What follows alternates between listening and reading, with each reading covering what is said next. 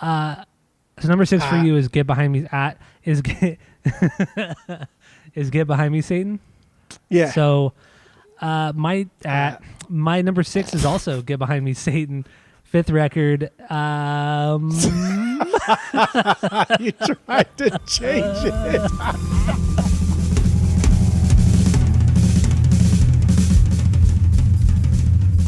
Welcome back to Asinine Radio, a weekly podcast where we talk about music, and, well, that's pretty much it.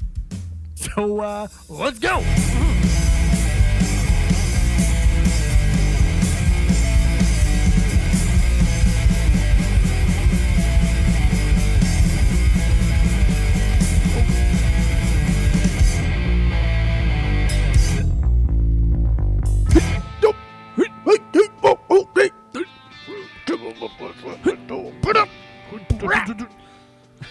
This is Asinine Radio. This is the weekly music podcast where every week we get into a different artist with a different album, and we break it down. We find out all the secrets about these records, and we do all the research we could possibly do, and we let you all in. We let you all in on the secrets of these records. My name is Tyler, way out there, hundreds of miles away, way out there. Neither. It's Jeff. Go to Apple Podcasts, go rate, review, and subscribe to us on there. Give us 5 stars. Don't be an asshole like Bocephus and that other asshole who gave us 1 star. Give us 5. Just do it. Fucking do it. What else have you got to do with your life? You're already listening to this pod. You're already wasting your life listening to this. So it's true. Just throw us a couple bones here. So do that, please. All of our social media is at Asinine Radio. So get into that. Talk to us. We have a Discord channel or a Discord server. If you want to join that, let us know. We'll give you the link. We also have a phone number you can call. Leave us a voicemail. Send us a text. We don't give a fuck. The phone number is 503-893-5307. And that's all I got for the intro. The boring intro. So what, Jeff, are we doing today? We are doing the White Stripes album, Icky Thump. What's your origin story with the White Stripes? What do you got? Go. I'm pretty sure that Fell in Love with a Girl is my origin story with the White Stripes. I loved that video. That's a Lego video. Yeah. Oh, yeah. It was a fucking cool video, and, we were still young, not even in high school. No, we were in high school at that point. No, we were in high school, yeah. Yeah, so we were young. I thought that was really cool, and it was just a different type of music than I had been listening to at the time.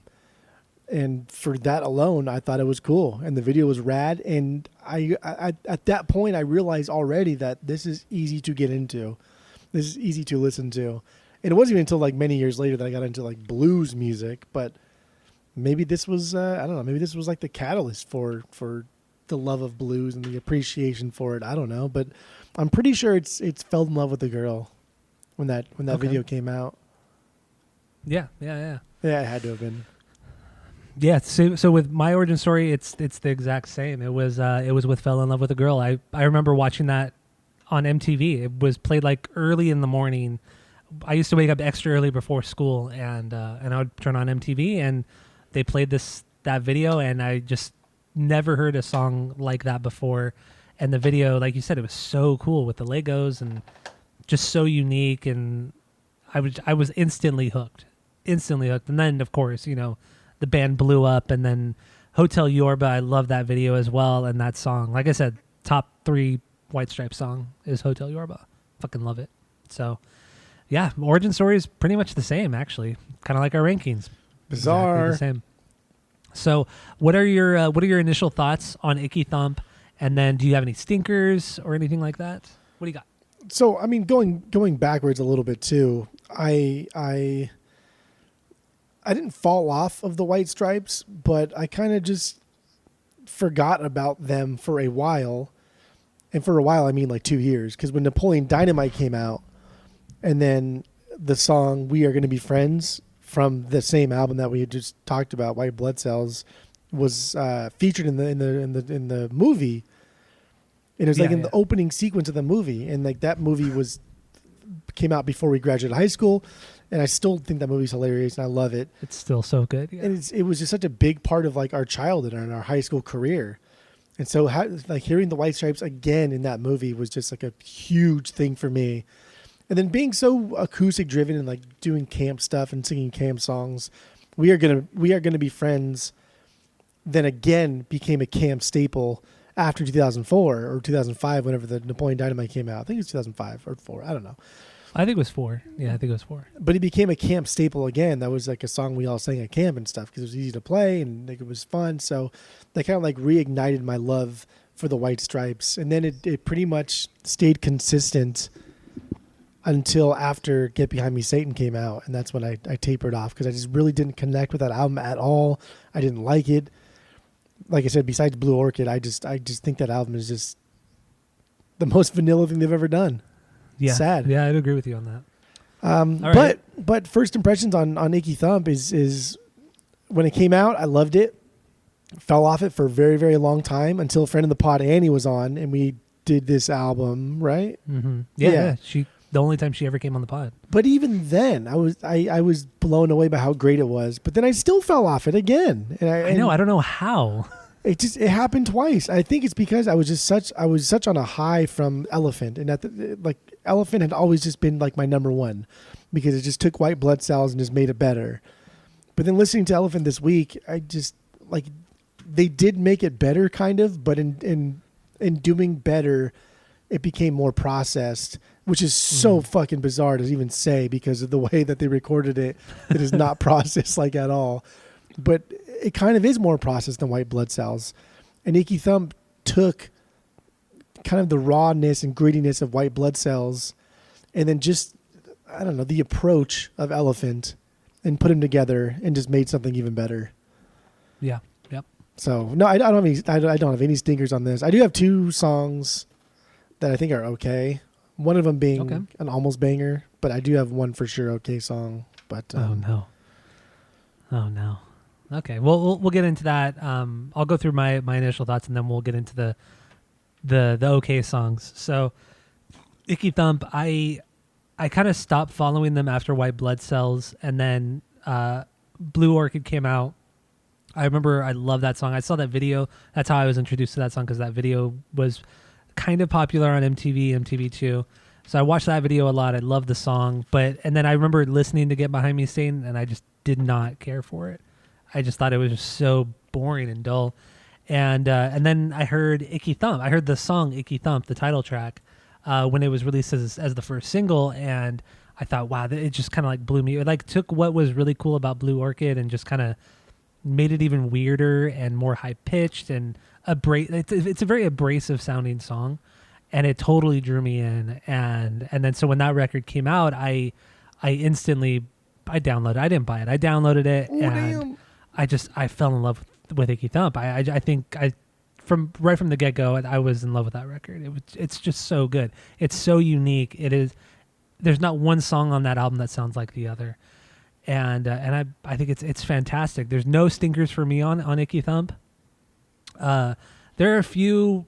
I mean, every song is good to great. There's not even an okay song. It's good to perfect. That's what it is.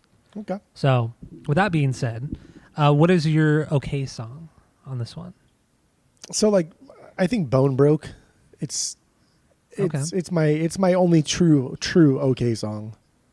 Huh. Interesting. Okay.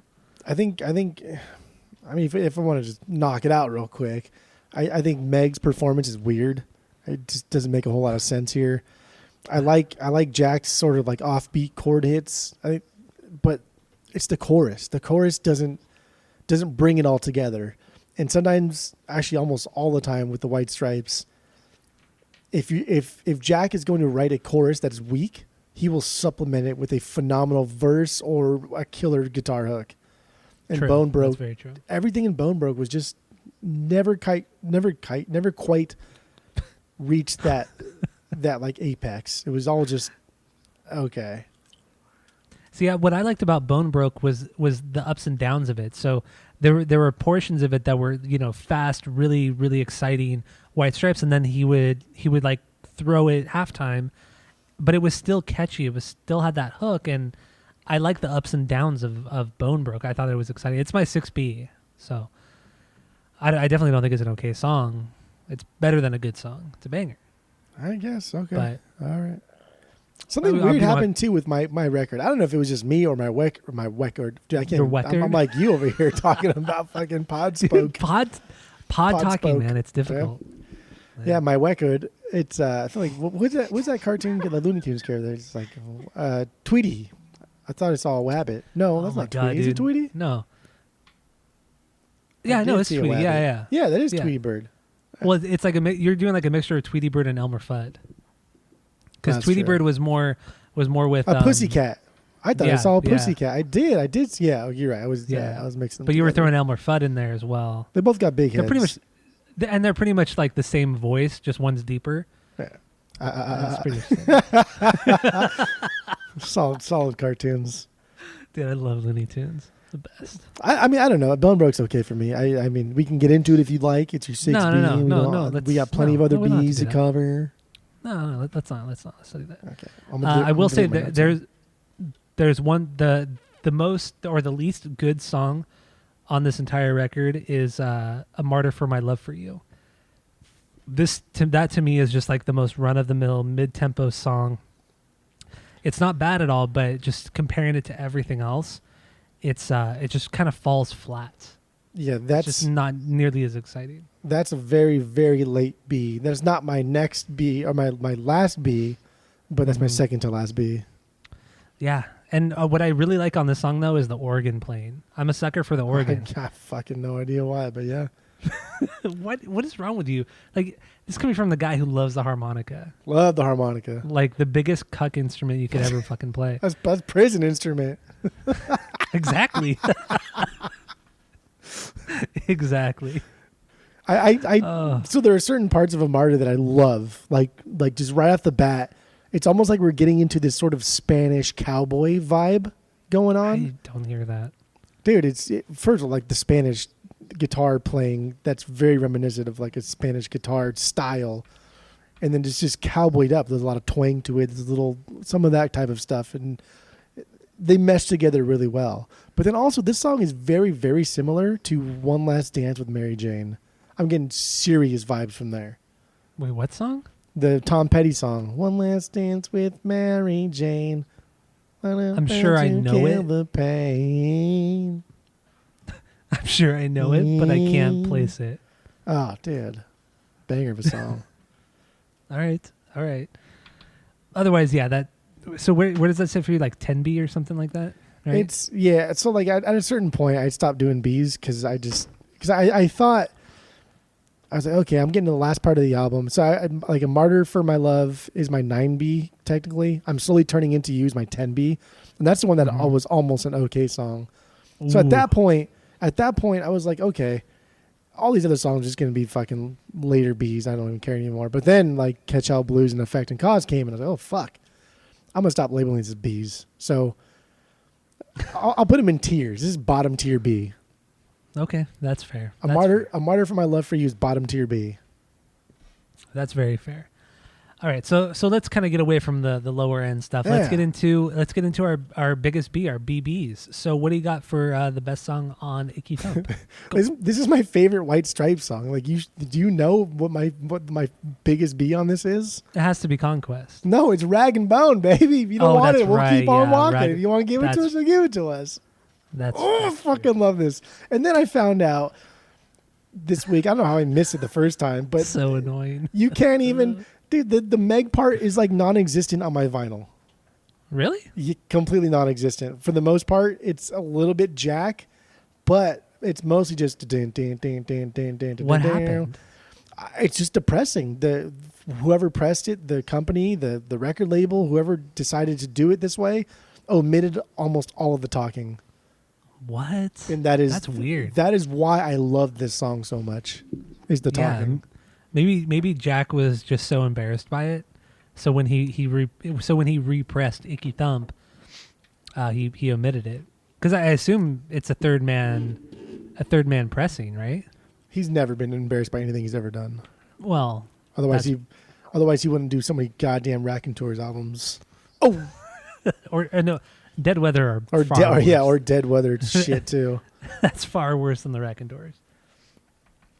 But yeah, what was I saying? Rag and Bone. That's my 1B. Yeah. I don't understand why they would take it out. But like I was wondering too, do you have a third man pressing? Because if you did, it had to have been Jack White who took it out. Because he's embarrassed. There's no way. Let me look at my Discogs. Discags? My Discags. But Rag and Bone, it's not a banger for me. It's 'Cause funny. you're fucking stupid. That's why. It's funny. Like it's a skit song. That's what it is. It's a skit. So it is put out by Third Man, but it's still. I mean, they're still a subsidiary of Warner Brothers. They're still Warner Brothers really? is a distributor of Third Man Records. So. Well, they distribute it. They don't. They have nothing to do with the pressing. They just distribute it. I guess. Which is different. Why would he? That doesn't make any sense that he would take that out. That's like the feeling of the song. The entire, did. but no, you don't know that he did. I don't know how the. What do you mean? It was. What do you mean? What do I mean? Have you pressed a million copies of some shit before? Like, are you? Do you know more than I do for some reason? It's his band. He wrote the song. He recorded the song. He's in charge of all the pressing. So obviously, it was him who took it out. Yeah, but he's not. Also, go ahead. So when you press when a band presses a record, they get a test pressing, and from there, the band or artist, whoever, decides, is this a good enough pressing? Does it provide what I want? And then they sign off on it. If this is obviously intentional, there's no way Jack White would sign off on this unless he didn't want it on there. False, because you're missing the point here of the fact that this record never would have been done. The point of the fact that this record never would have been done to begin with had Warner Brothers not fronted Jack White and the White Stripes money to record the album anyway. So they do have horses in this race, and so I don't think that you can just do whatever the fuck you want without asking your dad if it's okay. There's just no way. You can't just press. Press whatever the fuck you want just because you think you wrote the song. No, that's not the way it works. No. But what makes even less sense is that on all the streaming sites, the vocals are there, and I feel like if Jack White had full control over anything, he would have full control over the vinyl reissue. But you're just assuming that he thinks it's embarrassing. Like, why would he think that's embarrassing? Well, why else would you take it out? There's because no other maybe reason to take Meg it out. didn't want it in there. The embarrassing thing is why he does a lot of things that are embarrassing. But also Meg White. If anything, it would be her asking him to take it out. She has no songwriting credit. But it's not about songwriting credits. She doesn't own it's any about master of it. No, there's the no pressing. way. The pressing I have came out in 2007, so it's a 2007 pressing. The album came out in 2007. Correct, so there's no reason that they would release on CD and on vinyl two completely different things. That makes even less sense, and that makes even less sense because Warner Brothers is now having a heavier hand in 2007 than they do now. If this was a 2021 press, maybe I'd be more inclined to believe you that Jack White took it out personally, but not in 2007. Warner Brothers just gave him a bunch of money to record an album. They have contracts. You can't just do whatever you want with your music just because you wrote the music. It's not your fucking music. You owe people money. They have stake in your game. No, you're right. So just say that Jack White took it out because he's embarrassed, no. There's got to be more to it than that because that doesn't make any sense. No, what doesn't make sense, like I already said, is that why everywhere but the vinyl, or you're pressing at least, why everywhere is it that the vocals are all there? It's just that vinyl pressing. So the conclusion here would be that Jack White probably has more say on the vinyl pressing than anything else. He took it out intentionally because he probably doesn't like it. That has to be it. Nah, I don't think so. I don't think so. You're fucking nuts. You're fucking nuts. How? You're fucking nuts. You're not even listening to me. That's what it is. Dude, they pressed his record in 2017, 2018, 2015, 2009. There's been so many more pressings. It's so bizarre that just in the year that the album came out that they're different. And maybe you're right. Maybe he does have more control over the vinyl pressings because at that time in 2007, nobody wanted to fucking buy vinyl. But to say that he's embarrassed of it is just stupid because have you seen their videos, especially for this album? They're dumb. Oh, yeah. Have you seen what Jack White has done during this era and beyond? It's dumb. So to say that he's embarrassed of it, I don't know about that. I'd be more inclined to think because the whole reason the White Stripes broke up is because Meg didn't want to do it anymore. So I'd be more inclined to say that the reason it was taken out is because Meg didn't like her voice or didn't want to be on there, and it was just too much, and she didn't want to do it. She didn't want to listen to herself. And I would be more inclined to think that rather than Jack White was embarrassed because he's not embarrassed by anything, clearly. So I'm kind of reading a little bit about it real quick, and so I mean people obviously have noticed this, but I think it's just some people are saying that the vinyl version uses the guide vocal track for the song instead of the final vocal take, and some think it was just like an accident. Yeah, that they used the wrong exactly. It could track. just be an entire mistake, just because nobody cared about vinyl in 2007 the way they do now. So this just could be Warner Brothers just saying, "Yeah, put it out, put it out, put it out," and then everyone else is like, "Well, we should probably like double check it." Nah, fuck it, just put it out. Who cares? I don't give a shit. Like so it says everywhere that the CD digital, there's like a mono version of this record as well, and everything has Meg's voice on it, but yeah, the vinyl version doesn't. But yeah, it does say it's probably because they used a different vocal track. I also noticed too, and I don't know if it's just me or if it's my record or like I wasn't drinking at all, like the multiple listens to when I was listening to this, so it can't be fucking me. But on some of the lows, on some of the songs when it's just hitting like the bass, before it drops back in, because there's a bass hit and then there's a little bit of silence and then it goes back into the music. As it goes back into the music, it kind of swells in. Like all the noise has been like sucked out of your ears on the bass hit, and it's slowly being released back into your ears when the music starts again. That. Well, that was another thing I wanted to mention on this record too. What I really noticed, you can hear a lot of hiss, a lot of just like background noise that normally normally that would usually be taken out of a mix because people want everything to be perfect. John Feldman. They want it to be, squeaky clean and gross sounding. So there's no hiss. There's no just like imperfection.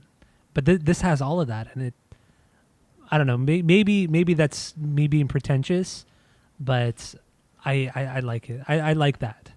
It gives it a flaw, and I enjoy that a lot. I like the weirdness of it. I mean, that's what they do best. And when they're trying to do it, and it's all deliberate. It's not like it's unintentional. It's completely deliberate. And well, yeah, especially that's the way you their record sound. That's their sound from day one. Since their first album came out, they have prided themselves on sounding garage rock, but like literally being recorded in a garage, but not sounding like shit. Something that really no band has ever achieved that kind of mainstream success for sure. Or even just like on record, sounding that bad, but also really polished and good. And the White Stripes have just fucking dominated that sound. They did an amazing job. So let's play a little bit of Rag and Bone, then we'll talk about the lyrics, and then I do want to talk about obviously some more songs, and then we could talk about the kind of the production and how it was recorded. So here's a little bit of the song. I don't even have anything queued up. This is fucking wonderful. Having a fucking blast. Everything is wonderful now. Okay, so here's a Rag and Bone from the White Stripes. There you go, Rag and Bone from the White Stripes. According to Jeff, it's the best song on the record, which... Jesus. I unmuted for those ones. Of course you did. Of course you did, to be fucking annoying. Oh, you unmuted for that one too. Okay. All right, so yeah, Rag and Bone. There you go, from the White Stripes. And of course, you love the lyrics. You always say that one line. You want to give it to me? I'll take it. You don't want it? You want to give it? We'll keep on walking. All the time, man. All the time with you with that stupid line. Dude, like if there's ever a song to take you out of the song and put you into a different world, it's like this song, especially now because the vinyl thing is still a new thing for me and us. But yeah, I've been a junk collector for quite some time, and I'm very, as Elaine tells George, I'm very careful with money. And so I have no problem buying. There's certain things I won't buy: socks, underwear, mattresses at yard sales or thrift stores. But everything else is fucking fair game. And I have no problem buying everything used, hand-me-down. And my new favorite thing is going around during bulky item pickup and seeing what our neighbors got, seeing what they're throwing out for bulky item pickup. And I find a lot of good stuff, man. I'm sure you do, yeah. I believe it. So this song just like takes you out of your mindset and throws you into, and they're not actors. Megan and Jack, they're not actors here. But the way they interact with each other is truly special, and they've had that bond for quite some time. And then this song specifically is just it takes you out and puts you into that thing of you're talking to somebody, you're sitting there next to them as they're negotiating for, the beat up China they're trying to buy. Bites, yes. And then it's got a killer fucking hook. Like, are you kidding me? No, it's really good. It's very ZZ Top sounding. Musically, it's very ZZ Top sounding. Like LaGrange. Yeah. How's the song go? Yeah. Wait, no, it's wait, how does the song go? No. Oh my god. Now I can't even think because this song has obscured my it has my thoughts. It's taken over ZZ Top LaGrange. I'm happy with that. But the lyrically on this song, it's so silly. It's just so weird. Like you said, it's about junk collectors and them going around to different houses, mansions, looking for stuff. And then I think I read it where they were supposed to be like British people going around as junk collectors, but neither of them have anything close to a British accent or an English accent, I should say. Yeah, they're both like plain old white people from Detroit. Yeah, they're fucking run of the mill. You hear some like southern, like a little bit of Southern in Jack White's voice. Otherwise, there's zero English accent for him or them. Yeah, that's so stupid. Dude. This song is so weird, man. Rag and Bone Man, junk collectors, fucking bone grubbers, rag pickers. Your idols. Let's just say that. I love them. I love digging through people's shit and buying it for like pennies on the dollar. Pennies, yeah. Love it. Absolutely love it. Rag and Bone is just, God, dude, this is such a great bluesy number. It is. It is really good. Perfect build-up. Perfect fucking build-up. It is a really good song, but it's not a banger, man. Come on. You're crazy. You're fucking insane if this is not a banger for you. Like, truly. It's not a banger. It's not. Fucking I already nuts. told you it's not. Your it's not. Brain fell out of your head on the floor and got dirty because you're stupid right now. I don't know. What is your 1B? Fell on the floor and got dirty. My 1B is Conquest. Or we actually started the show with Conquista, if you didn't know, the Spanish version of Conquest. Very strange for them to do, but interesting. Did you listen to the mariachi version too? Yeah. It was cool, right? It's fucking fantastic. I'd never heard that version until this week. I don't like the Conquista version. I only like it because it's in Spanish, but he does a really shitty Spanish. It's just not very good. And well, what do you expect? He's from fucking Detroit. I know, but like just even how everything hits, like how many syllables are in certain words, and it just doesn't translate that well. It's so funny. And everything, it just seems rushed, and it seems gimmicky. But the mariachi version's absolutely fantastic. Yeah, he sings it in English, but it is mariachi style. But I will say about Conquista real quick before we move on from that. I do like how rushed it is, and I love how amateur it sounds. It gives it like this really fun charm. Like Jack White never really seems like he's having a good time ever. No, I've never seen him smile.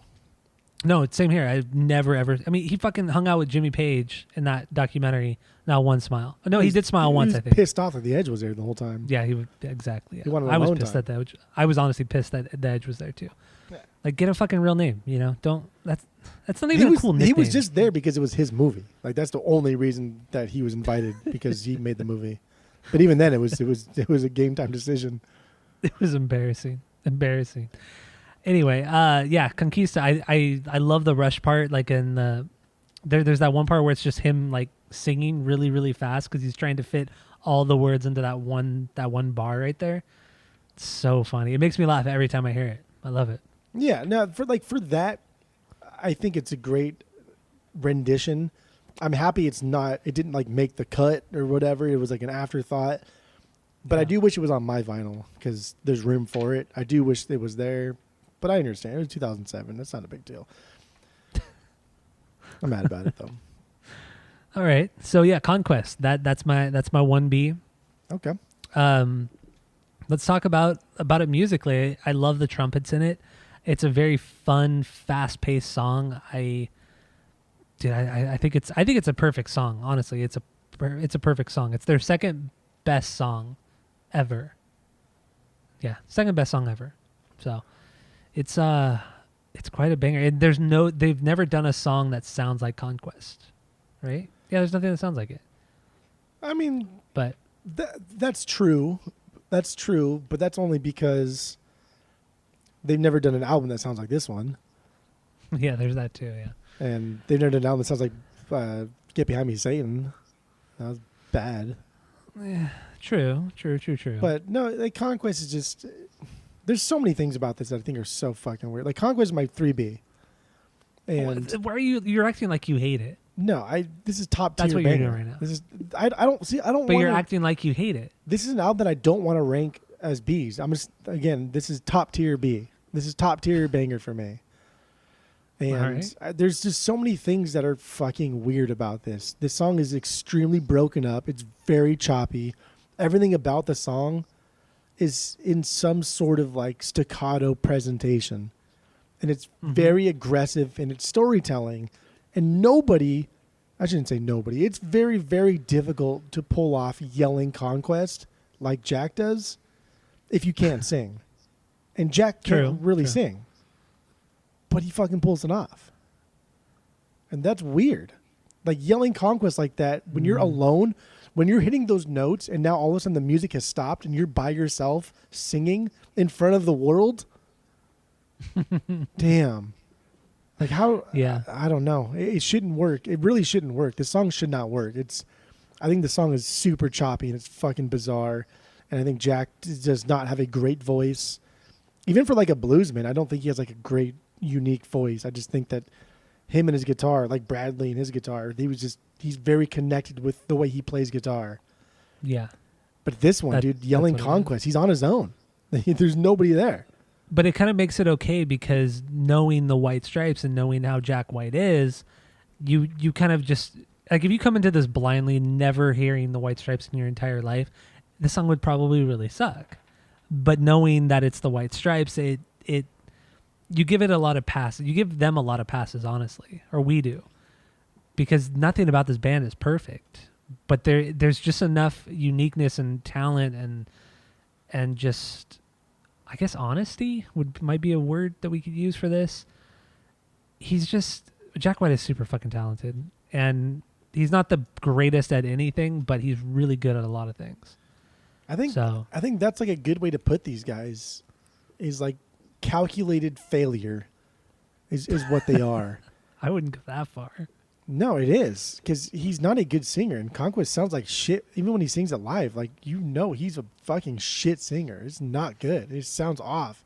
And even in Conquista, like it's bad. But yeah, it's then calculated. We bad. talk It's about purposely Tom bad. DeLonge and how amazing he is. Like just think about the only other time that it's just been Jack singing with really no instruments has been like Little Room, and it was just percussion. Mm-hmm. And then even halfway through that song, he does like the so he masks like his own bad singing with just gibberish. And this is like truly the only time where he's had a moment to shine and really belt something out. And not only does he kind of fail at it, but a calculated fail, but then they re-record it and he does it in Spanish and fucks it up even worse. Calculated failure. Like it's so ballsy. It's so good. It is. Charming almost. Yeah. And I don't like using that word for him because I don't think he's a charming person. But I think Conquista is one of those rare examples where I could say that and feel good about saying that. It's almost like everybody finally realized that Jack White sucks as a singer, and then he's like, "Oh, really? Well, check this out. It's even worse." let's double down on that. It's so cool. It is pretty rad. I love all three versions. I think all three versions are great. So yeah, Conquest lyrically on this one, what I got at least, it's about him being a womanizer, and then he finally meets his match, and then the roles are reversed. Like she's treating him how he once treated women, and because he's completely fallen head over heels for her, and he'll do whatever she wants. and it's an interesting idea. You don't see that a lot, I guess, in emo music, pop punk music, or anything like that. It's more about woe is me, you know. It's not like that. Dude, this song is so bizarre because, yes, that's like exactly what it's about. It's about a guy who fucking bangs girls for the sole sake of conquering them and asserting like some type of trophy, notch on the old belt type of thing. As what you would say in Wedding Crashers. Yeah. I didn't wear a belt. But then I don't even wear a belt. At the end, he is finally conquered. And but even that's such like an antiquated thing to even speak of, right? Like, you shouldn't be conquering relationships, and regardless if like the woman finally gets one over on the man, that nobody should be conquering anybody in relationships. But the biggest takeaway is it's written by a woman. The song was originally written by a woman, Corky Robbins. That's not even her fucking real names. Corky Robbins. No, but this was pod talking was hard for you for a moment. Was it? What did I say? What did I say? You mixed up your W's and R's, so it. Corky Robbins. Yeah. No, before you said that, it was like it was written by. You said I think you said it was like it was written by, and then because you were preparing for her name, so you kind of messed up with the W's and R's, but that's fine. Oh, Christopher Robin. Yeah, it was written by a woman, and I there's not much on her, but it's interesting to see that not only was this written by a woman a long time ago, and so those roles are reversed, but as far as I could tell, this woman is in no way, shape, or form Hispanic or Spanish. No, I think she was anything. She was African American, right? No, her name was Margaret Bosworth. Yeah, that doesn't have to be a white name. She's fucking white. So was she white? Look at any Bosworth. I'm trying to look her up real quick. I feel. Oh yeah, she is white. You're right. The only Bosworth I know is what's that guy's name? Fucking, he played football. White dude played football. Oh, I don't know. The Boss. Come on, you know the fucking Bosworth. I have no idea. No idea. That's the only Bosworth I know. He's a football player. Oh, Kate Bosworth. Come on, the surfer. Oh yeah, okay, yeah, surfer. She was an actress. She was in a surfing movie. Yeah, she surfed. What are you talking about? She surfed. She learned how to surf for the movie. Oh my god, dude! I don't know any Bosworth, African American Bosworths. Get out of here. Bosworth is a white guy name. Or Corky Bosworth, a white girl name. Actually, I thought Corky Bosworth or Corky Robbins was a boy, because Corky seems like a Corky does seem like a guy. Yeah, absolutely. She died in 1967. Wow. Yeah, how did Jack White even find this song? I mean, everything I've seen about him, he's always into this like obscure stuff. Like I don't know. I mean, she has like barely anything on Wikipedia, for what that's worth. But yeah, it's weird. Brian Bosworth, my God. Oh, it took you long enough to look that up. Yeah, it was gonna bother me, dude. He's been in a ton of movies too. Brian Bosworth, the Boz. I don't know. All right. Anyway, back to Conquest. We got anything else on this? Should we move on to your 2B? No, yeah, I'm good. Yeah, you good? Okay, so what do you got for your 2B? My 2B. Mm-hmm. You probably hate this one. Oh God. But it's Little Cream Soda right before Rag and Bone. I think the 1-2 punch. Boom, boom. It's good. Wait, why don't you think I would like this? I don't know, because it's like their first couple albums. It's stripped down. I don't know, kind of basic. Little Cream Sodas are 2B. I know, that's what I just said. I know, it's also my 2B. Oh, but this is a great song. It's got like their iconic, easy listening first 3 album, The White Stripes type feel to it. It's heavy, it's riff heavy, very heavy, and it's just like straightforward garage rock. It's got a little edge to it, but it's super polished. Those high pitched notes, guitar notes, that really just kind of sets it apart. And oh my God, dude, that's the best part of the song. It's how he what's the word? Oh my God, when you're playing the guitar, what's the word when you're, I guess, tapping? Yeah, that like those little things. Yeah, that little thing, like he does it like on the 3rd and 4th, and it's so good.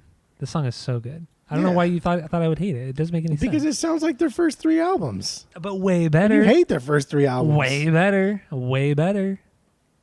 I mean, it's just more polished, but this is a definite deliberate throwback to their early days. I mean, I guess a little bit. But this is completely a throwback to their early days. But it has enough of the flair of this record, like the weird flair of this record, and so it really sets it apart. But it's not just the polished. It's the weird. little nuance. There's some little nuances on this song that set it apart from anything they did on the first 3 records, especially the first 2 records. The only like thing I would think maybe would be weird about this is, I think he's matching the guitar with the claviolin sound, the instrument. What is that? It's like a mini keyboard that just attaches into like a Vox amp. And okay. When you play it, it sounds super dope, and I would really like to have one. Now I'm gonna look out for them now when I go to like rummage sales and when I'm rag and boning it. It's claviolin. CLAVO. Let's see, like Valvoline, but VIOLINE. And then CLAVI. Yeah. Okay. Claviolin. Oh, okay. I've seen these. Yeah. I know exactly what these are. There's like 1,000 instruments that look just pretty much like a half-size keyboard, and they're called like 1,000 different fucking names. But this one has a distinctive sound, and that's like the Icky Thump sound, like this in the song Icky Thump, which I haven't got into yet. But that's what that is. That's what that instrument is. It looks like they like this is one of those instruments that they've never really reproduced in modern times. Like you can only really get it like an original vintage one from what it looks like. You know what I mean? Yeah, I'm sure like every keyboard now has a claviolin setting on it and call it a day. But yeah. I think it's just cool that it looks like it hooks directly up into like an amp. And well, it looks like it's connected to an actual speaker. That's what it looks like. But I'm sure you could plug it into fucking whatever or mod it to whatever you want so you can plug it into something else. Yeah, it looks cool. Sounds cool. Yeah, it does. It definitely does. Because it's more higher pitched than a normal keyboard, or definitely higher than an organ or anything like that. It's almost like clown. Like it's almost like vaudeville or clown sounding. It's cool. It's a cool tone. It's a weird, distinctive sound that you don't hear a lot. And it really shines in Icky Thump, and like that's why that track is so good, because it kind of dictates the rest of the album. Mm-hmm. But you just don't hear the instrument that often. You don't hear that sound because it's like, what do you do with it? You can't do anything with it. Well, because it's something that could clearly get very annoying very fast. It's so aggressive. Like you can't do anything with it. But they made an entire album. It stands out from everything. It stands out from everything. So that's probably why you never hear it, because it could be very obnoxious in the wrong setting. But otherwise, Little Cream Soda is, dude, it is a true banger. So I'm going to play a little bit of it, and then we can get into the lyrics and then move on from there. Sound good? Okay, here we go. Little Cream Soda from the White Stripes. 1, 2, 3, 4. There you go. Little Cream Soda from the White Stripes. Second best song on the record. Truly a banger. Oh, man. I love it. His guitar tone, like we were talking about before, his guitar tone is so nice. It's like perfect. It's so fucking it is good. Perfect. It has the perfect amount of warmth and just... He could play any style of music with that tone, and it would be fine. Yeah, absolutely. Like it doesn't have a ton of low end, but it's okay. Like it's twangy, just the right enough amount of twang and overdrive. I don't know, man. And fuzz. It's dude, his tone is one of the... honestly, it's one of like the greatest tones in music. It's truly up there. I totally agree. That's why there was a movie about it.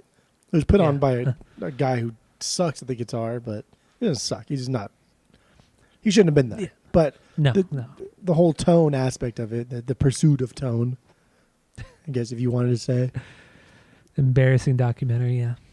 If you don't know, but like when Jack White started playing guitar, he bought like a plastic, literally a plastic guitar from, I think it was Sears, if I'm not mistaken, for, $40 when he was a kid, or his parents bought it for him when he was a kid.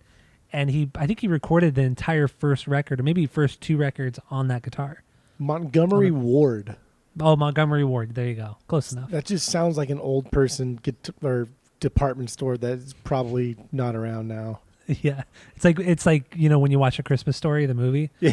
And Yes. It's like the store they go in when they go visit Santa. Yep. And that's the fucking story, Exactly. Gone. I think it was around when we were kids, right? I think it closed Probably. down in the 90s. I think it closed in the 90s. But yeah, no, it's pretty wild. That he gets such a unique tone and records with, like, you get these fucking bands who record with a $50,000 guitar. Look at fucking from Kirk Hammett from Metallica. He's using Peter Green's old guitar. That guitar goes for probably $100,000 now, and he records Metallica records with it.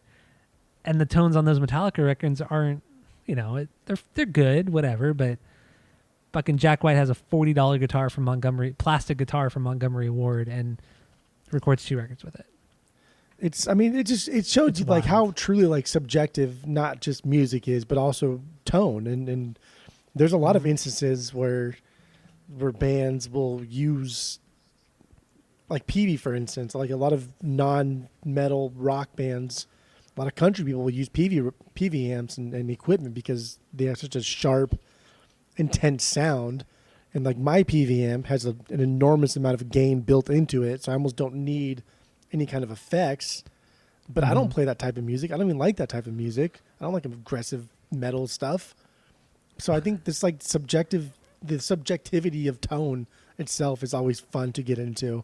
And it's the airline, the Montgomery Ward airline guitars, what Jack used, that red one with the white red and pick white guard. Yeah, it was just this beat up piece of shit that he clearly modified and probably. Oh yeah, put new pickups in. All kinds There's of shit, more I'm sure. new stuff than there are original stuff in it at that point. Maybe even like the body had some work done to it. So, but like that's what he used, and that's why, or that's what people do when they start bands. They use whatever they can, and that's what gives the White Stripes their authenticity. Is they are doing things that I could do. And speaking from like a beginner musician, where you start a band, like, oh shit, let's play Seven Nation Army because we can, because he did it, and there's only fucking 2 of them. Like we can do it too, and that's what really drives music, is to have the younger generation think and believe that they can do it, that they can accomplish something.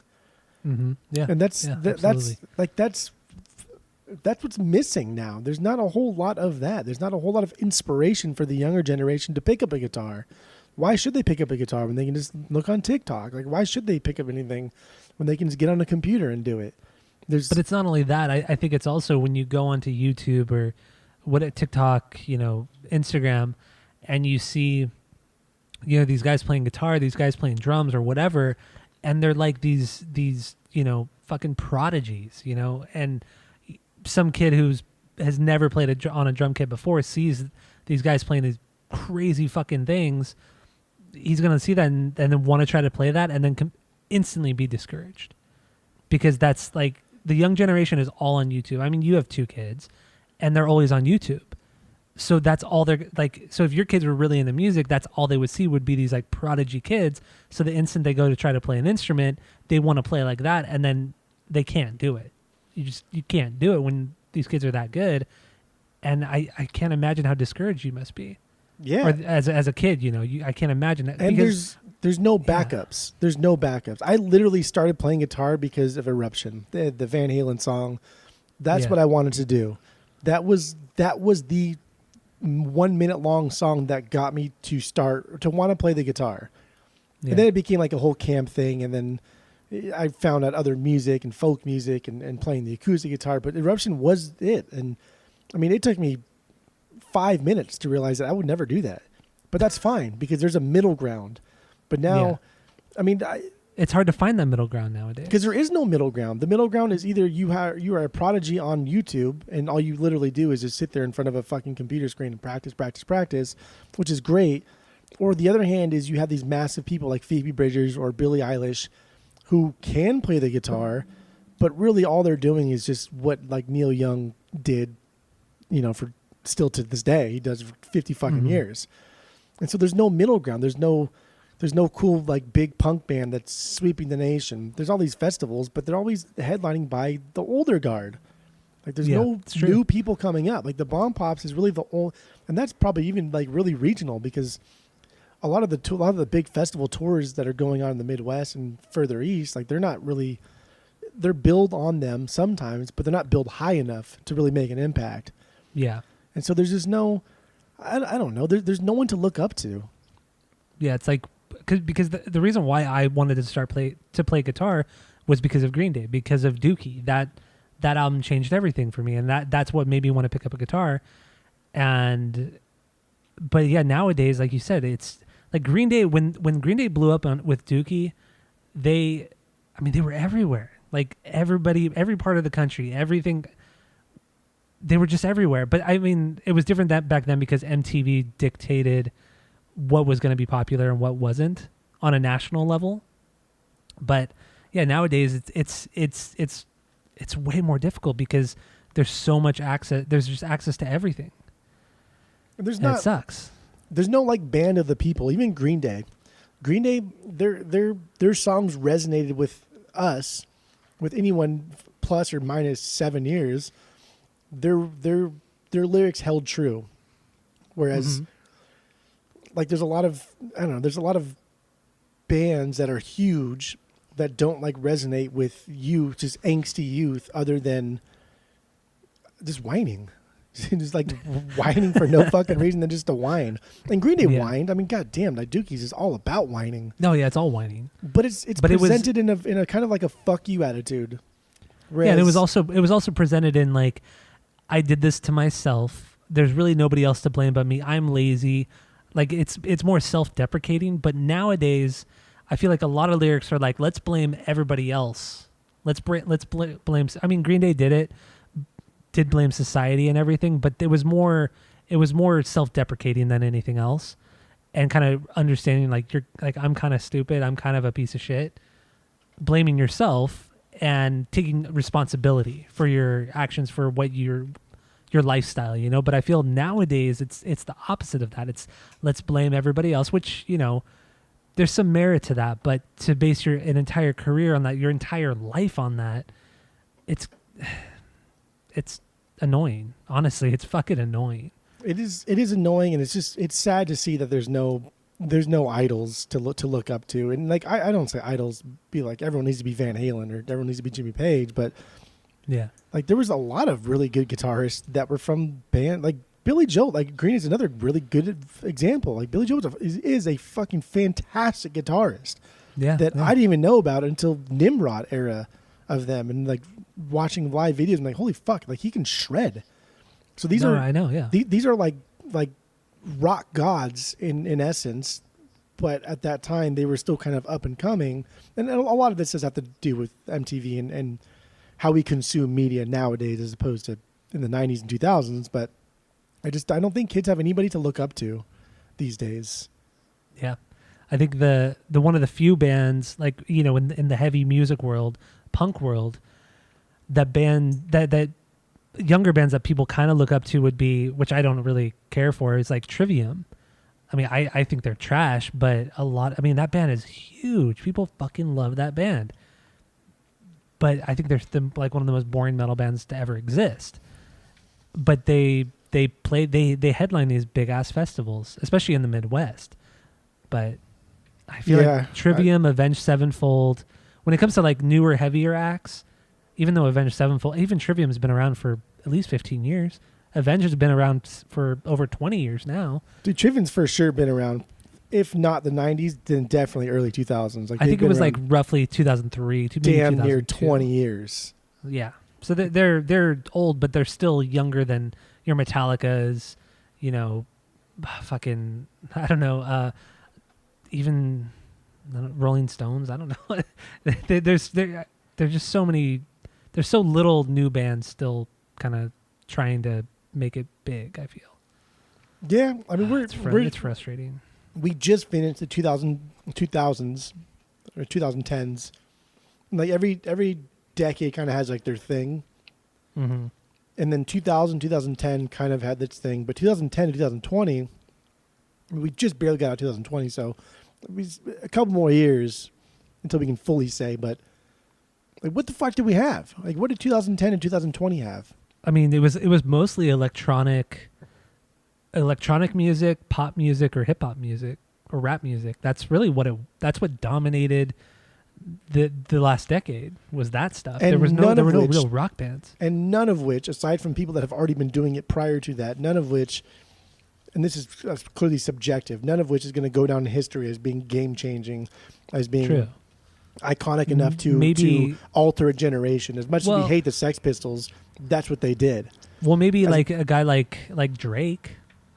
I mean, I don't like him. I don't like his music. I think his music's terrible. But he didn't do anything for music, especially hip hop. But what okay, maybe what he didn't really do anything musically, but like the records he set and what he did for just, I guess, popular music in general. Like, he was one of the best selling artists of the decade, if not the biggest selling artist of the decade. And also, don't forget that Drake, we're the same age. So Drake has been making music since mixtapes and stuff since mid 2000s, but didn't really come out until 2010. Yeah. Yeah.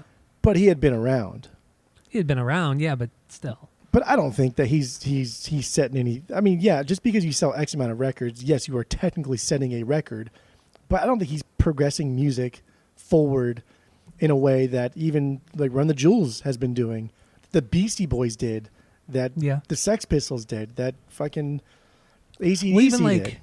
Well, even like Run the Jewels, they never really did anything revolutionary or different. They just did that style perfect. You know, they didn't create anything new. It's just the music is so good, and that's okay. Like, they're one of the best of when it comes to conscious hip hop. They're one of the best.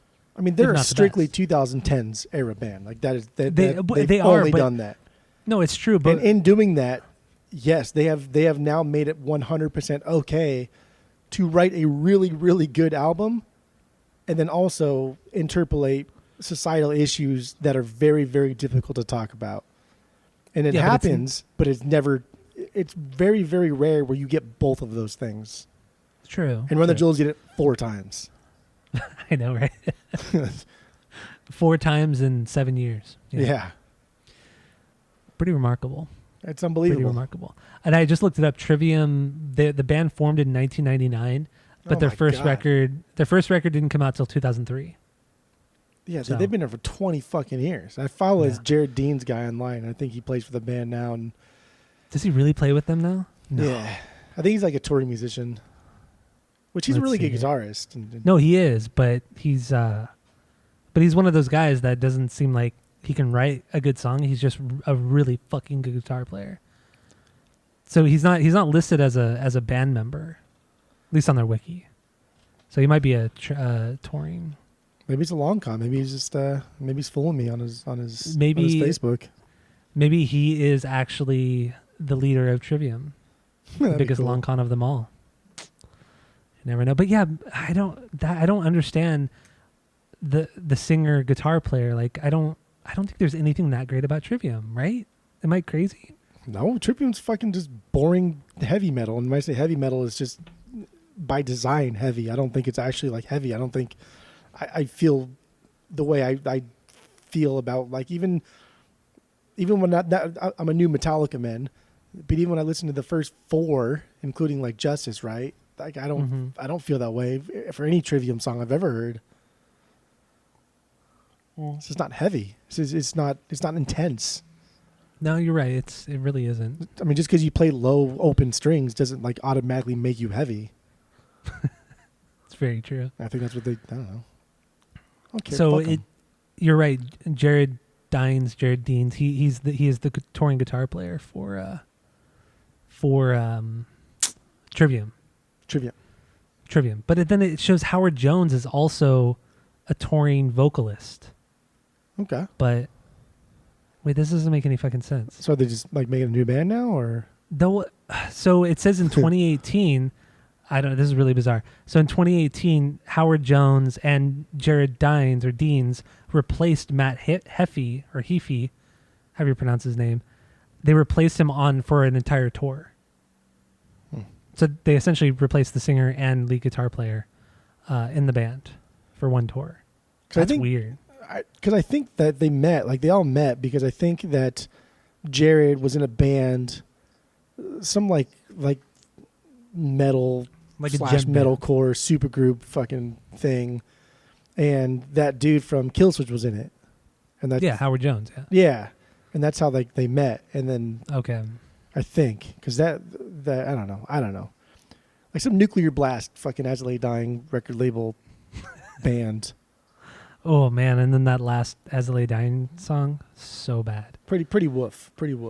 Yeah. Anyway, let's get back Yeah. to. We really went off topic on this one. We sound like Let's old, get back we sound to like old White men. Stripes. Oh, these kids don't fucking know what good music is. Green Day. I know. We're the worst. No, but for all you younger kids, your music sucks. Yeah, for the most part, it fucking blows. Fucking What blows. what was you What's talking- your we were talking 3B? about 3Bs. That's your 3B. What do you got for your 3B? 3B was Conquest, right? Let me just scroll up. I don't know if it was. I mean, that was my 1B. 3B was Conquest for me. Okay. So then we already talked about that one and Conquista and all that good stuff. Yeah, well. So let's get into my 3B, and that is Icky Thump, Icky Thump. the title song. It's my 4B. What is this one? That's your 4B? Okay. I didn't notice until this week that there's no chorus in the song. No.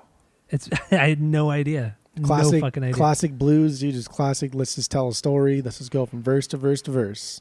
Yeah, it was. I just love the song. I love the chaos of this song. I love how his guitar tone, which we've obviously talked about extensively, and just kind of how ear piercing and almost obnoxious it can be, but it works so well for him and in this band. So, Icky Thump, man, that it totally. Like I said before, this was the song, the first song I heard from this record. I saw the video for it, and it instantly drew me in because I had no idea. I mean, obviously Blue Orchid kind of has the weird high-pitched sounds and weirdness to that song, but nothing compared to what Icky Thump did. And it's so unique for the band and so different. I love it. I fucking love it. So what do you think? Yeah, what really surprised me about Icky Thump, the title track this week, was his songwriting. Is how he can rhyme so many fucking words, especially just in the first verse when he's rhyming the thump with just so many things. The thump and then thunk and then drunk. But then the ending the sentence on a wagon to Mexico and then chump, bump. And they just the amount of rhymes that he's doing that are on They're the not back even like burner. good rhymes. They're not even good rhymes though. But they're not in the foreground. They're background rhymes. They're rhymes that he's doing just to get to another rhyme. But then like the rhymes where you think that you're ending on each like sentence, if you're trying to like follow along, he doesn't rhyme those. He like purposely omits having like a good rhyme, like Mexico, radio, and then Espanol, microphone. Like those are the 4 rhymes that should be hitting the hardest, and they hit the way he sings them. They hit. Mm-hmm. But like really, really gets me are like the thump rhymes, and like those secondary rhymes. Just in the first verse, we're talking here. There's like 10 of them, and it's unbelievable. And then you add that to the fact that he's just rushing through this entire song, like verbally. I know. It's like I don't know what the fuck he says half the time. I didn't It's know what he almost said like- until this week. It's almost like he's like a beat poet in this song. That's how he's delivering it, like a beat poet. It's just like just one thing after the other. Not a lot of pauses except between the verses. It's that stream of consciousness thing. Yeah. Bob Dylan did it a lot, but that's what it is. It's good Jack stuff. White did it better. Yeah, it is really good stuff. It is. Should we play a bit of it and then get more into the music and lyrics? What do you think? Yeah. Yeah, of course. Here we go. This is Asinine Radio, the greatest pod in the world. So here's Icky Thump, the title track from the White Stripes. There you go, Icky Thump, the title track from Icky Thump. He thumps. Oh man, it's so good. What I like so much about this song too is how seamlessly he goes from his guitar playing, the high pitched guitar playing, straight into the what is that instrument called again? Clavioline. Clavioline, yeah. It's so seamless. I think it's the layering on this particular song I think is absolutely perfection. Yeah. His tone is on point.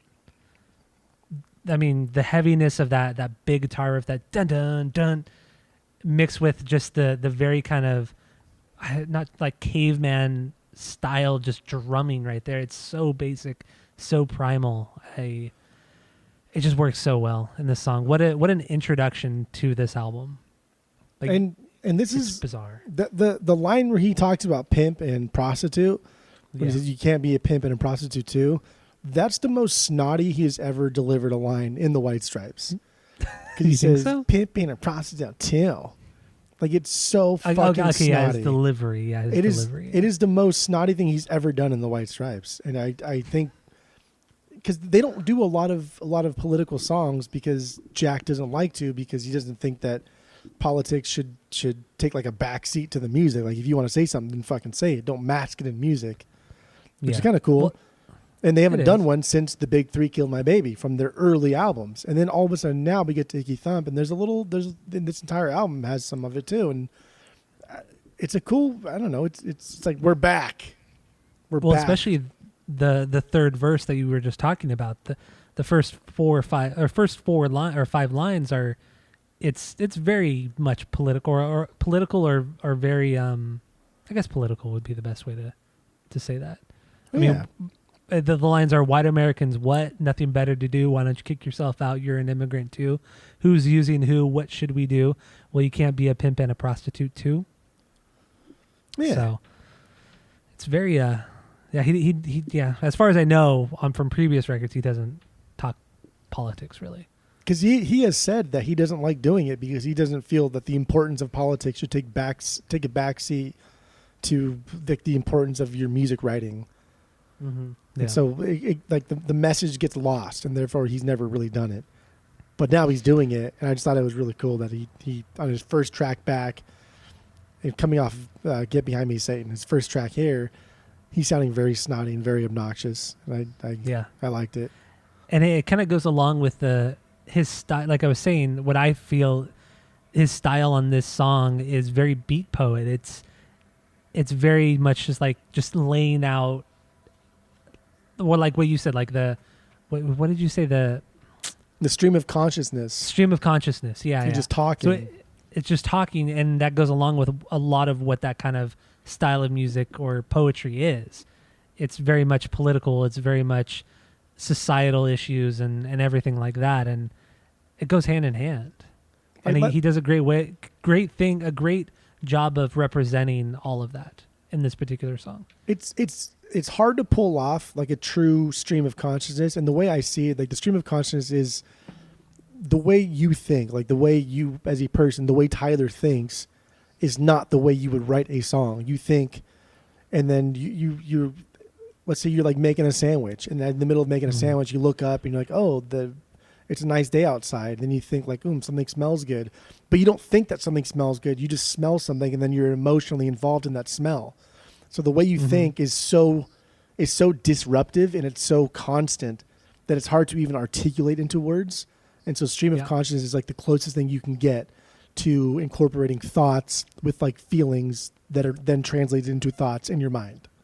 Yeah, correct. And he does it here in the first verse. Like that's what's going on. Like the icky thump, hooted thump, sitting drunk, not just the rhyming, but just what he's even like thinking about. And then it goes into like the bumping his head thing, and then he sees a redhead senorita, right? But he doesn't even say like I see. He just says, "Oh, redhead senorita." Like, oh, like this. Oh, blue sky. Oh, ocean. Oh, it's just like that is like perfect example of stream of consciousness, and it's solid. Yeah. And the la la la's, I think they're almost like they're very snotty in the way he presents that as well. Like you said with the pimp and a prostitute, the la la la's should be more melodic. They should be more, I guess melodic would be the best way to put it. But he does it in such a bitchy way, and I think it sounds really good. And that leads into that verse that we were just talking about with the you can't be a pimp and a prostitute. Oh, so good. It's really good. It's very good. So there's just the 3 verses in this song. Yeah. No chorus, no real hook.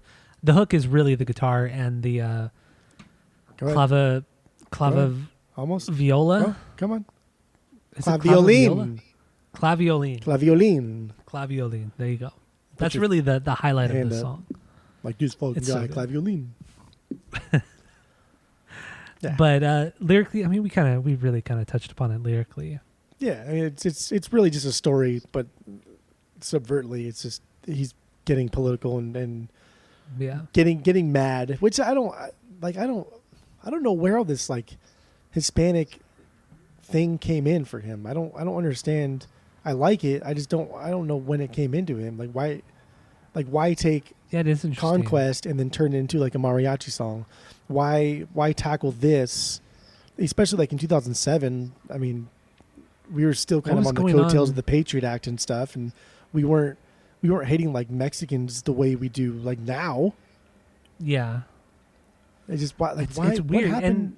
I wonder what Yeah, happened. what was going? Because if you look at like even the cover also there's a style, but I can't remember the name of the style right now. It's just like a mariachi Dia de los Yeah. Muertos thing. It's like you can tell what they're trying to go for, but then Yeah. overall it's kind of like a western, like a cowboy western thing. Because on my vinyl, it had like a sticker that's the same size as a deck of cards, like a bicycle deck of cards, and it wrapped Mhm. over the vinyl, so you couldn't pull the vinyl out. And so the first time you pull the vinyl out, you had to cut the sticker in half to pull the vinyl out. And so there's a lot of black and whites and obviously reds. They've always loved red. And so there's I don't know, there's a simplicity to their image, but like there's also a very heavy like Western influence in this. And then when I say Western, I mean like straight up spaghetti Western blues stuff, Yeah. cowboy And then- stuff.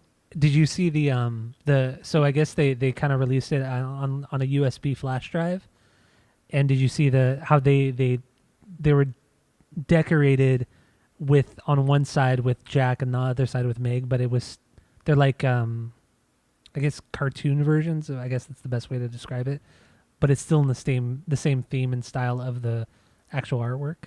Yeah. So yeah, there's so all of the I guess think it's called Pearlies or something like that. Pearlies. Yeah. But then, so I didn't Yeah, really pearls and pearlies. so I didn't look into this. I actually just saw that name right now, the Pearlies. So it says the album artwork features Jack and Meg dressed as Pearlies. So it looks very, Spanish or something like that, or Central American. But then it says Pearly kings and queens, known as Pearlies, are an organized charitable tradition of working class culture in London, England. Oh, you mean pallies? What? Pallies. That's what you call them in London. Pallies. Is that what you call them? I don't know. I thought I for I sure thought it there was was like- it was something to do with like a Spanish culture. That's what I thought too. Well, I Yeah, mean, like it makes sense because rag and bone, like that stems from like a British thing of a picker, like a junk trader, someone who does that. Yeah, so it says that the practice of wearing these clothes, which are mother of pearl, they use a lot of mother of pearl buttons. It's related to market traders in England. Like a lot of market traders would wear this style of clothing. So I guess Oh. that goes in theme with rag and bone, I guess. See, I really thought this was But like it- more of a Spanish thing. Yeah, but it doesn't go in theme with Icky Thump, No, it doesn't at all. except for the title of Icky Thump is like a. That's a British thing or Yeah, an English British thing thing. too. Yeah. But the story of Icky Thump, the video of Icky Thumped, that's weird. I mean, maybe Yeah, just that's like very another weird. example of them blending a lot of their likes, right? I mean, because a lot of their sounds are blending together blues and whatever they're into, and maybe this is just them attempting to blend in like Spanish culture with English culture. I don't know. Yeah, it might be. I'm trying to see if the Pearlies or however you pronounce it. Pallies. That's how they pronounce in England. I've been there. I lived in Tottenham yeah? for like 6 years. Tottenham Hotspurs. Yeah, I picked up an accent, a Cockney accent. That's not even Tottenham. Yeah, Isn't no, Cockney I like don't Liverpool? fucking know. I thought that was yeah. Yeah. It's like the Liverpool mate. Oh God, reach out to us, Skip. We forget sometimes. We're not from there. We're drowning. We are. We need your help. We need your help. Anyway, I was gonna say too regarding kind of the background of the record. So we had talked about earlier how he had recorded these some of the early records on an 8-track analog tape, but on this one he decided to make it a little bit easier and record it on a 16-track analog tape. Yeah. Which is still difficult. He doubled his efforts. But it's still impressive. I mean, to get this much layering and sound and tone, and he did a fucking fantastic job. I think this is the best sounding record, not just like songwriting wise, but just sonically. I think this is the best sounding record they ever did.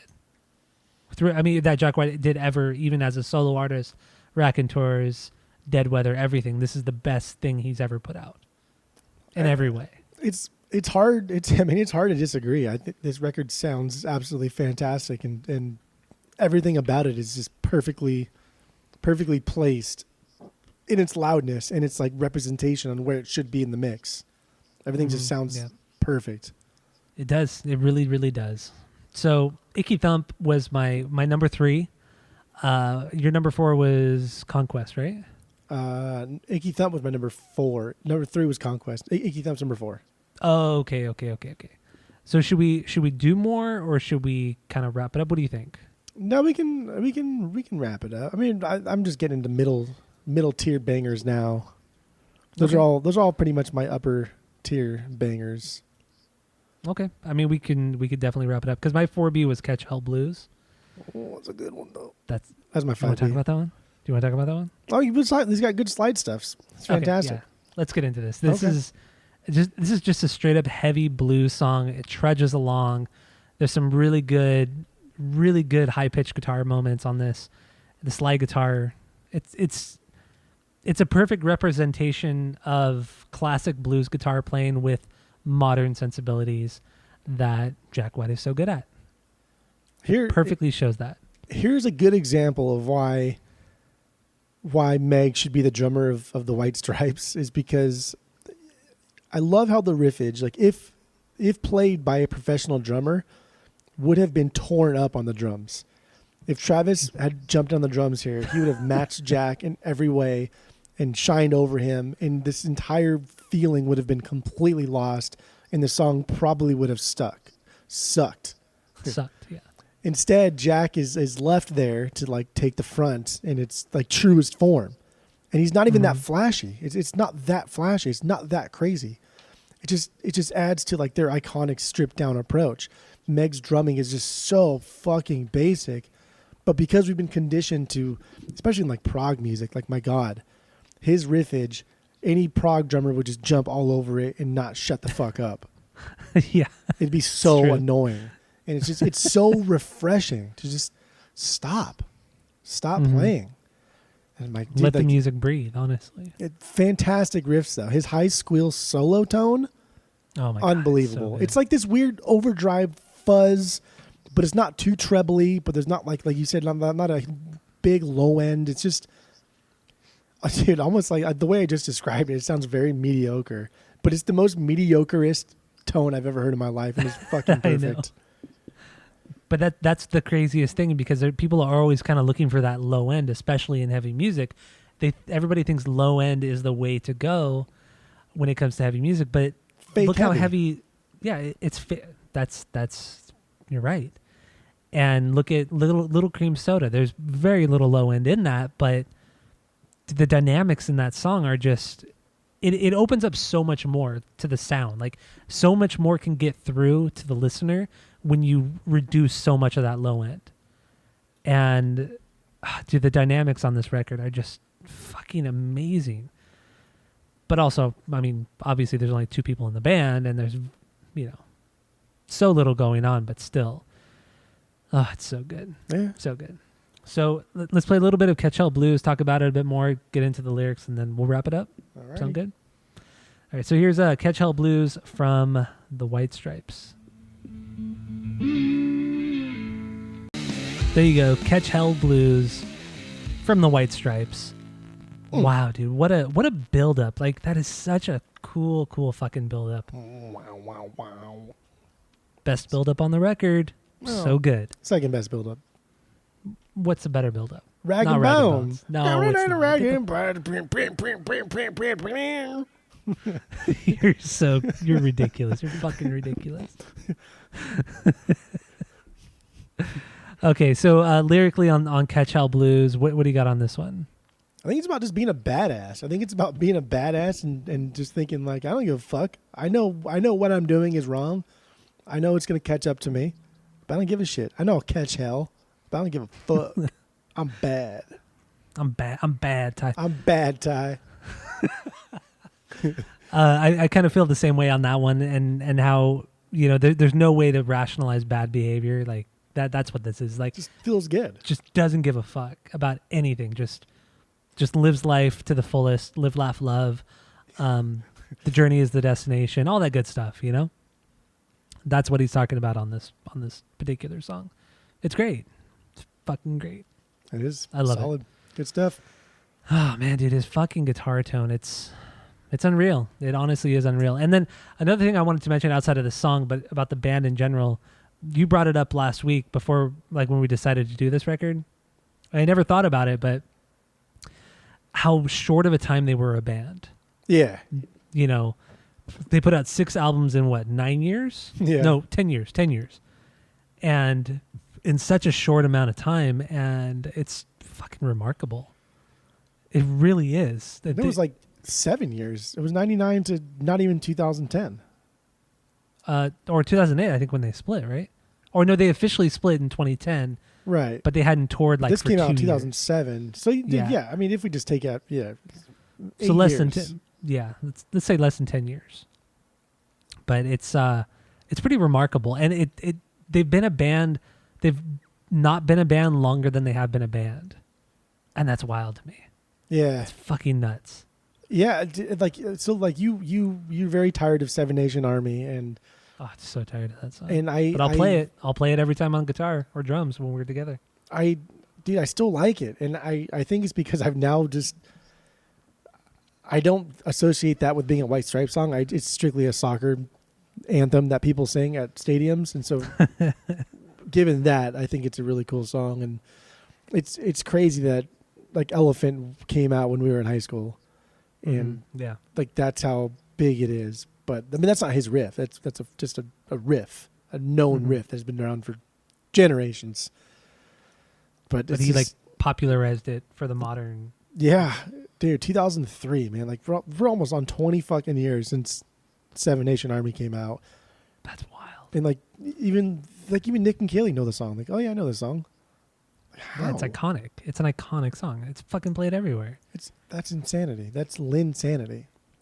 Dude, stop referencing Jeremy Lin. I think I'm gonna keep doing Such it. an overrated I think guitar I'm only player. gonna say. I mean, basketball player. Well, he wasn't. Yeah, I don't know if he played guitar, but I think He might have. I don't know. I think I'm gonna fully replace insanity with Lynn sanity from now on. Well, that's just fucking annoying. see how many people catch on to it.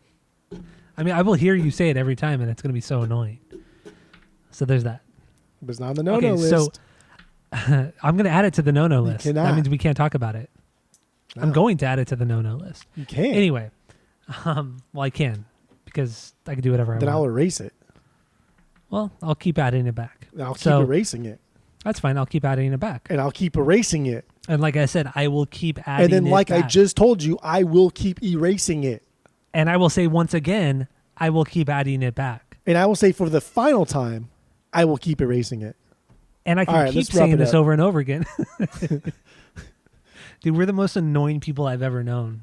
This is terrible. But anyway, let's see here. So, no more songs, right? We're not going to talk about anything else? It's more annoying knowing that we would have that same argument in front of like 100 people too, and have no problem going back and forth obnoxiously for 5 minutes. We would have no issue doing that in front of people or just you and I by ourselves. Yeah. Like we just don't care either way. We will have these stupid arguments no matter what. That's how stupid the world is. I guess. Yeah, the world is stupid because of our arguments. Cause and effect, baby. We had so much stupidity to this world. Yes. So, just me, you, Ryan, and Mike. Just the four of us. You're Right welcome, world.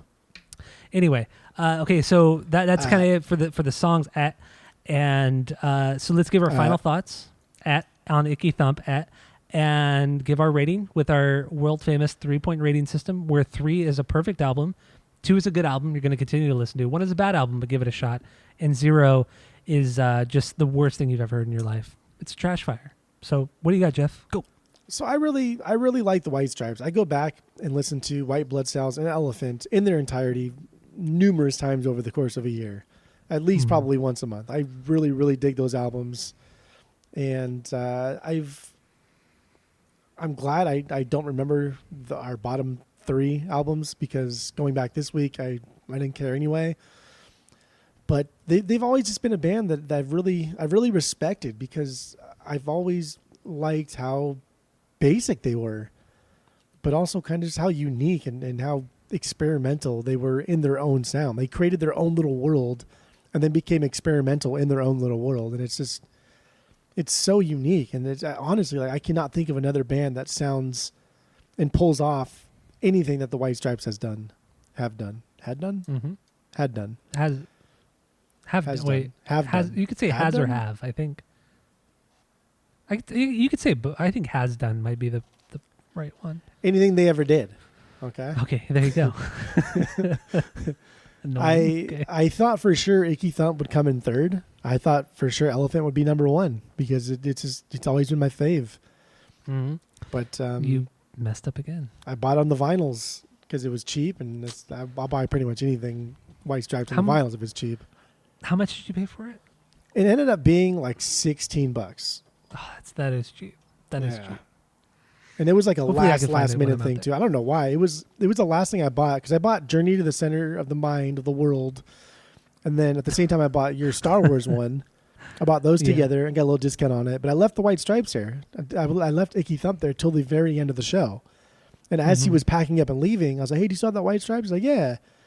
I was like, "How much was it?" And he's like, "Just give me like $16." I was like, "Oh, okay." Fucking guy, dude. Yeah. You're so annoying. You're the fucking most annoying person I've ever known when it comes to record buying.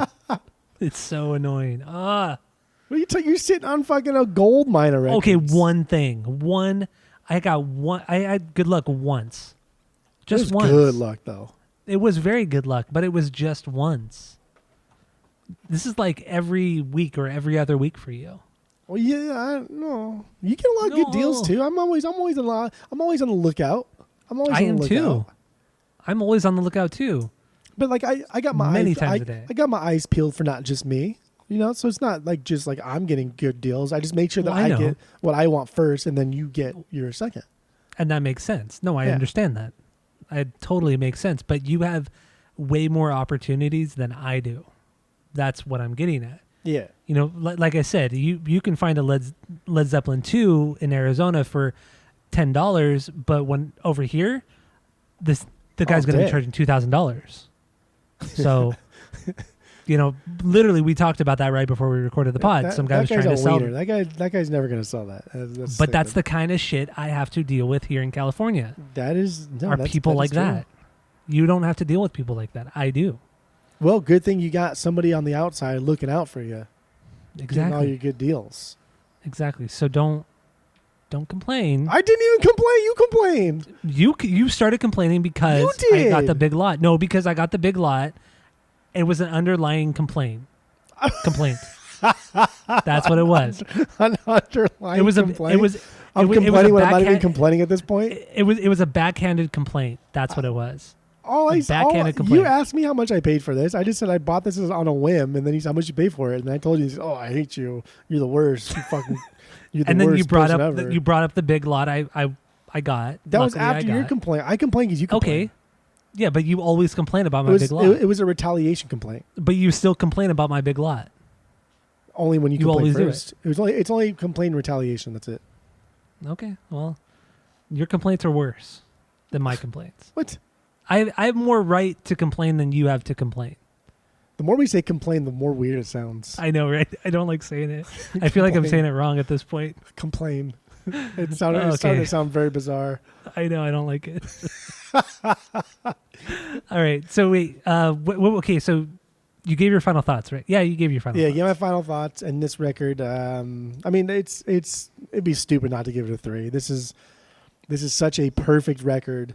But I also think White Blood Cells is perfect. I think that's a perfect record too. Okay. But this one just has a completely different tone than White Blood Cells does.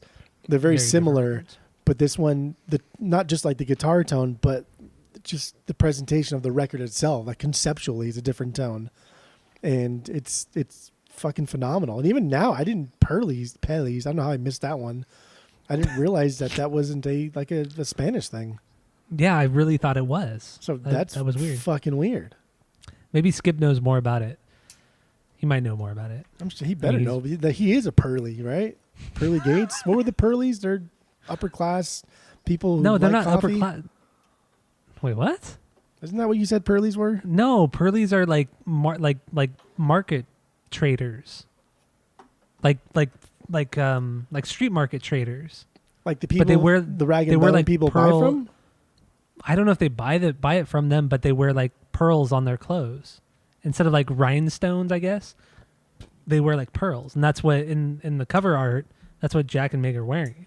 So you can't tell that they're pearls. They just look like something you would see out of like a Dia de los Muertos festival. Yeah, that's kind of what I would have thought too. But who knows? I don't know. Okay, I'm not from Tottenham Hotspur, so I don't know. Tottenham Hotspur. Queen's English. All right. So my final thoughts. I think I've always loved this record from the moment I heard it. I don't know why you've given it such a shit take forever since it came out. I don't understand that. It doesn't make any sense to me because it is it's such an amazing record that, like we already talked about, the tone, the songwriting, the just how unique it is within their own catalog. It's pretty remarkable. So I'm not going to keep going over everything we already talked about and you said. So with that being said, rating wise, I don't do this often, but there we go. I'm going to have to give this a perfect 3. Perfect 3 out of 3 for me. I don't do this often, but 2.9. I do have one more thing to say. Okay. That is not about the White Stripes at all. But last week, my song of the week was No Action by Sugar Cult. Yes. It's a cover. Is it really? It is a cover by Elvis Costello. By Jack White? Oh. Really? That's gross. That sucks. I mean, Elvis Costello, I don't really like his music that much. He was kind of a punker, though, in his time. He was pushing boundaries and mouthing off to the wrong people, which was cool. But yeah, it was a cover, and I was fucking surprised. I'm really surprised by that, too. I don't get Elvis Costello. I just don't understand that. Musically, I don't understand him either. But like I said, he was kind of a punker in his own way. And yeah, and a lot of people love him. I know Annie does. Music, Annie so. loves Elvis Costello. Yeah, well, she likes boring music, so that's fine. Well, she loves Elvis Costello and she loves Elvis Presley. She loves both Elvises. I don't know any other Elvises, or I would have thrown out another Elvis. Yeah, I don't know any either. All right, so we got anything else on the White Stripes or Icky Thump or anything like that? Nope. Okay, so then go to Apple Podcasts, go rate, review, and subscribe to us on there. Follow us on social media at Asinine Radio. Thank you all for listening and yeah, I got nothing else, and that's it. That's all. Phone number is 503. Oh, dude. Oh man. 503. So number 6 for you is get behind me is get behind me, Satan. Yeah. So my number 6 is also get behind me, Satan. 5th record. You tried to change it. Something weird happened too with my record. I don't know if it was just me or my record. Dude, I can't. I'm like you over here talking about fucking pod spoke. Pod talking, spoke. man. It's difficult. Yeah, my record. Yeah. Do you want me to just talk to myself or? Yeah, just talk to yourself. So I have a little box of Toasties next to me. You can eat some Toasties. It's fine. It's fine. Hold on. I can do that. I like to nibble the salt off first before I get into the actual toast itself. So I don't know if you can hear me nibble. Like a little rat.